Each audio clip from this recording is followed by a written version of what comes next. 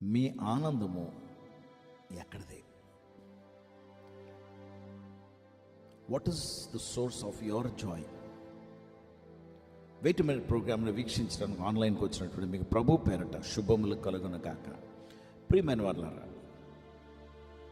మనకు లోకంలో మనల్ని ఆనందింపచేసేవి ఏంటి అంటే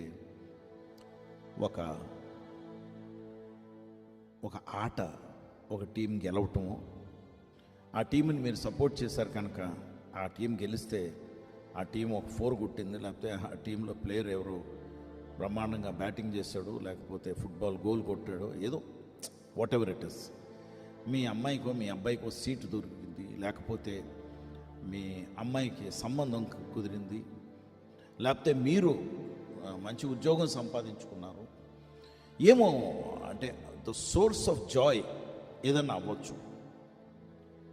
బైబిల్ గ్రంథం 2 సోర్సెస్ చెప్తుందండి. ఒకటి రోమీయులకు రాసిన పత్రిక 14వ అధ్యాయము 17వ వచనంలో పరిశుద్ధాత్మ యందలి ఆనందం అని చెప్తున్నారు. అంటే పరిశుద్ధాత్మతో నింపబడితే గొప్ప ఆనందం. అయితే దేవుని బిడ్డలారా, నేను ఫోకస్ పెడుతున్న విషయం ఏంటంటే తెస్సలోనీయులకు రాసిన మొదటి పత్రిక 2వ అధ్యాయము 20వ వచనం, 19-20 వచనాల్లో పౌలు తన అతిశయానికి, మహిమకు, ఆనందానికి కారణం ఏంటో ఒక మాట రాస్తున్నాడు.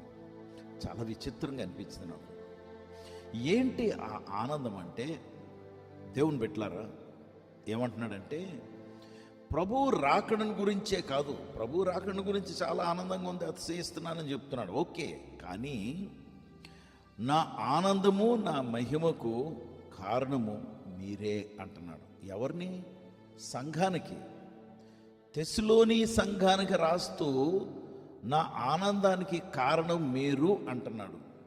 దేవుని బిడ్డలారా, నాకు నిజంగా దేవుడు ఒక గుణపాఠం నేర్పించాడండి. ఎందుకంటే నా పరిచర్యలో కానీ ఇతర పరిచర్యలలో కానీ క్రైస్తవ సంఘాలను చూసినప్పుడు సంఘాల్లో జరుగుతున్నటువంటి అవకతవకలు, పాలిటిక్స్,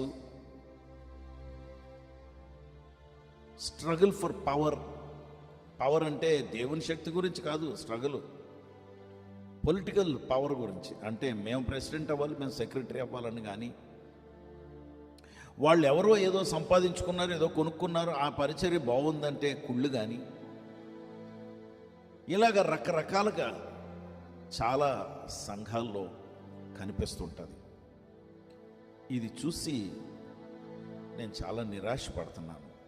కానీ పౌలు అంటున్నాడు, నా మహిమకు, నా ఆనందానికి కారకులు ఎవరంటే సంగమా మీరే. ఎంత మాట అండి! నాకు చాలా ఆనందం కలిగిందండి, అంటే చాలా ప్రోత్సాహం కలిగింది. ఎందుకంటే ఇంచుమించు 27 సంవత్సరాల తర్వాత నాకు ప్రోత్సాహం లేదు, ప్రభా నువ్వు ప్రోత్సహించని దేవుణ్ణి అడుగుతుంటాను, యేసు ప్రభువాన్ని. ఈరోజు ఈ వాక్యం మీ దగ్గరికి తీసుకొస్తూ వింటున్నావే, మీరేనండి, మీరు వింటున్నందువలన నాకు ప్రోత్సాహం. ఈ మాట తీసుకొచ్చి మిమ్మల్ని బలపరుస్తున్నానే, నా ఆనందానికి కారణం మీరు. నేను ఘనత పొందుకోవటానికి, నేను మహిమపరచబడటానికి కారణం ఏంటంటే మీరే. మీరు వింటున్నారు, బలపరచబడుతున్నారు, మీరు ప్రోత్సహింపబడుతున్నారు, మీ జీవితంలో ఎన్నో జవాబులు పొందుకుంటున్నారు.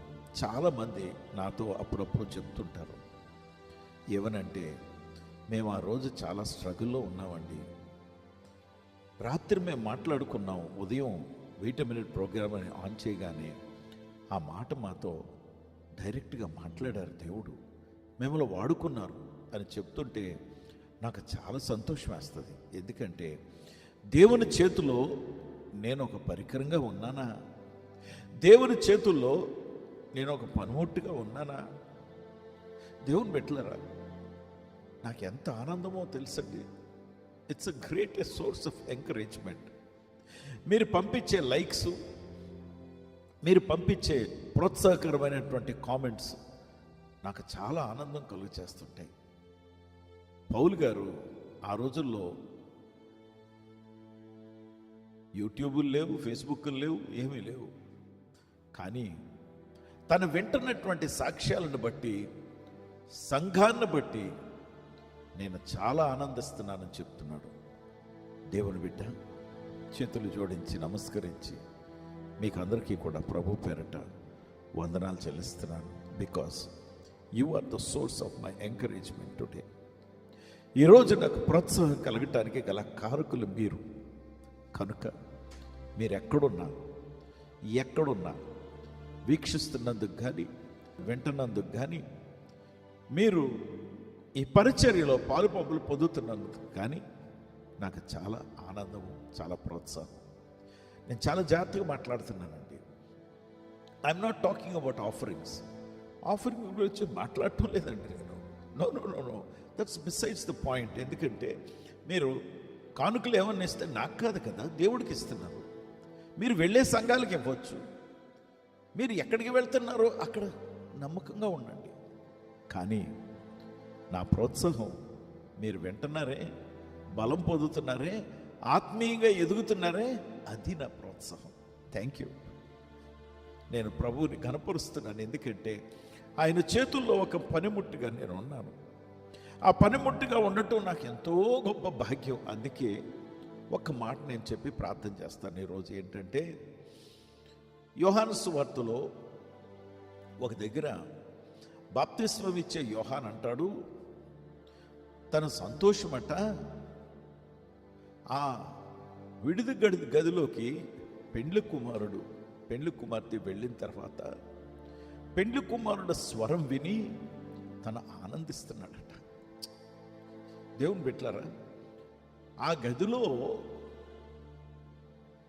పెండ్లి కుమార్తెగా భాగంగా, లేకపోతే పెండ్లి కుమార్తెలో భాగంగా, సంఘంలో భాగంగా నేను ఉన్నాను కనుక సంతోషం అంటం లేదు.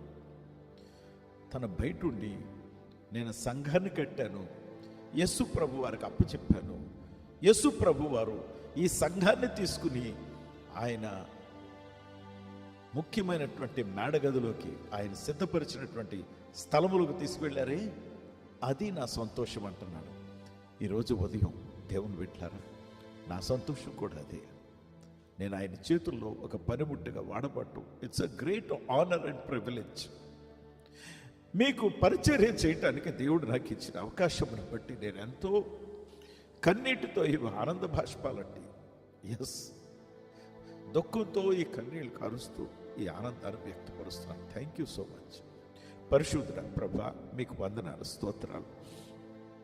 నీ బిడ్డలను నాయన నాకు ఇచ్చి మీరు నన్ను ప్రోత్సహిస్తున్నందుకు వందనాలు ప్రభా. ఇది చాలా విచిత్రమైనటువంటి ఆనందము.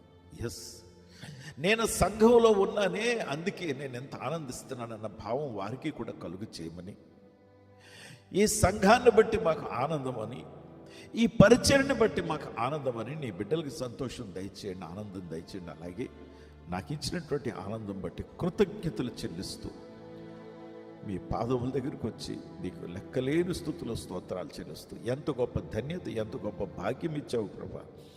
నీకే స్తుతులు, స్తోత్రాలు, వందనాలు చెల్లిస్తూ యేసు నామములో ప్రార్థించి వేడుకొంచున్నాం తండ్రి. ఆమేన్.